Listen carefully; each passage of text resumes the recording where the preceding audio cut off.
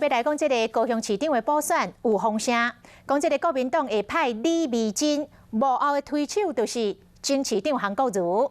不过韩国瑜伫个面册来澄清，讲伊无参与。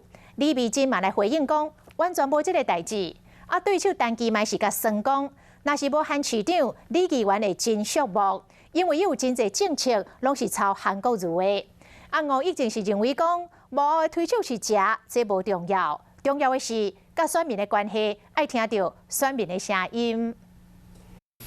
高雄市长补选前，国民党派出李美珍，外界咧风声讲，伊有法度代表国民党幕后推手，就是前市长韩国瑜。韩国瑜伫面册讲伊无参与，李美珍嘛出面回应。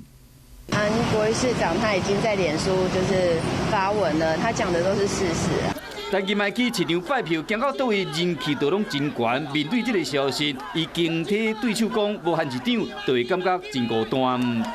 李议员还是要准备说，选举里面还是要做自己嘛，好，那否则政策也是韩市长的政策，好，也没有自己的看法，好，那竞选的干部也是韩市长的班底。竞体对手拢无留情，啊那吴以前是表示讲，这个选民的声音才是上界重要的。谁是谁的推手都不重要，是候选人本身跟市民之间的承诺、愿景、解决方案，才是要赢得选票，而不是说代表谁是谁。